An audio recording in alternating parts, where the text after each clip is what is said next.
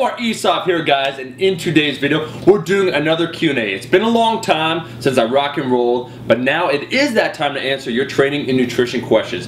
More specifically, off of the Facebook fan page. I get about 400 every time I announce a Q&A, so I try to take the best ones, the ones that are the most popular. So if you like a question, first of all, make sure you're on that fan page, and if you want that question answered, like that post. So I'm just doing my popular requests and the ones I feel will help the most amount of people. There might be some redundancies, there might be some familiar questions that have been asked, so I ask that you bear with me, and hopefully you will learn what you want to learn. So without further ado, got my trusty phone, probably just broke it. Let's get started. Yo, how do you avoid flatness when cutting? It is inevitable, you will naturally feel smaller, but I think you're talking about being carb depleted. And keep in mind that my #1 golden rule when it comes to fat loss or losing weight is to try and keep your calories as high as possible. And if you are managing to lose weight, your goal weight, so let's say about 1 pound a week, 1.5 pounds, you can afford to have that refeed day, right? So you feel better mentally and physically when you look at yourself in the mirror. So understand it's inevitable, but there are certain things you can do. Make sure you try and keep the calories as high as possible.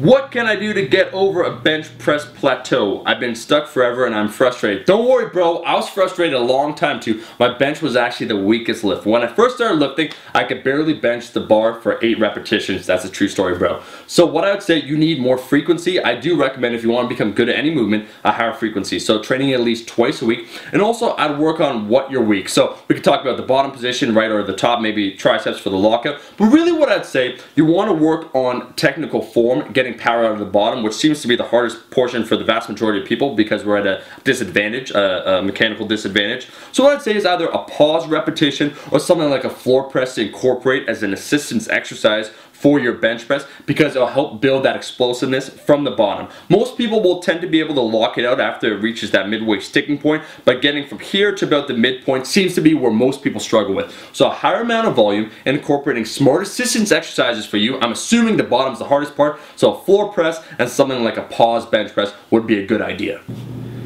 Is it safe to squat and deadlift in the same day? Perfectly safe, best idea. That depends upon you, your exercise intensity, your work capacity, what you can handle. What I found over time, as you go from being a beginner to an intermediate lifter to an advanced lifter, as you have more years of experience, you could handle more total volume. So initially, you'll have someone squat 3 times a week, deadlift, and that's at a lighter load. But quickly you have to start playing around with how you actually train. How many times you squat, how many times you deadlift. And it depends upon how much you do that day and at what intensity.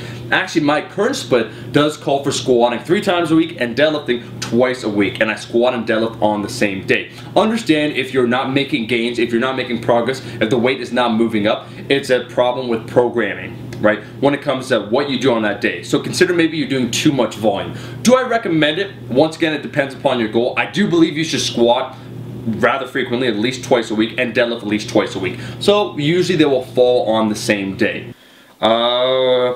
In terms of genetics, oh, it's an arm question. If everything is optimal, can everyone build 18-inch arms? I don't want to be the bearer of bad news, but I do not believe so. I assume you're talking about a lean 18-inch arm, so sub 12% body fat. Anyone can get fluffy as fuck and get 18-inch arms. Now, understand a couple things. First of all, it does depend upon your genetics, your wrist size, your insertions, overall your structure of your body. And some people will not be able to achieve this. But understand the key genetics aside to having great arms would be leanness and proportions, right? Also looking at the symmetry of the actual arm shape. So this mythical idea of trying to get 18-inch arms, a guy that's better proportioned, so let's say everything's in proportion so he doesn't have too big of a chest or whatnot, and he's smaller, maybe he has 17-inch arms, will look better than the guy that focuses exclusively maybe on too much biceps and it looks out of proportion and it doesn't look as aesthetically pleasing. So it's not just an issue of size, it's an issue of symmetry. And don't focus on that pure number for yourself.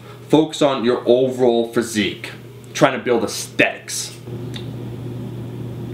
Can you offer any advice on how to break a 225-pound squat plateau other than squatting more?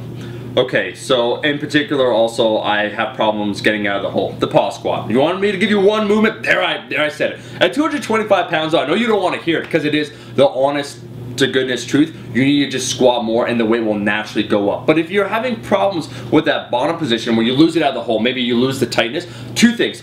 Pause squats and then pause breath squats, or breathing squats. So what you do at the bottom portion of the squat, you actually would take at least 5 seconds, 5 to 10 seconds, take a couple breaths, and then you would squat back up. This is to help improve your torso rigidity, right? How tight you are at that bottom position. Because if you're losing it out of the hole and you feel kind of shaky, or maybe you're pushing your hips back, or whatever the case might be, you're not tight at the bottom. You have to get comfortable down there. So you have to eliminate that stretch reflex. So a pause squat is by far the best option. And what I would say too, when you said squat more, I assume that means squat more times, or maybe do more total load. I'd also look at how you play with the percentages. So maybe not going heavy every single time, but accumulating more volume over time. Well guys, that is all the time we had answering those questions on training and nutrition. Should you have more questions, I will be doing more Q&As, trying to answer these general questions that need to be addressed, maybe on a frequent basis. Yeah, we talk about creatine pretty often, right? Sniffing that shit. So if you got that question, make sure you're part of my Facebook fan page. The link will be in the description. Thank you all for watching this video. If you liked the video, make sure to like the video, and I'll be seeing all my rascals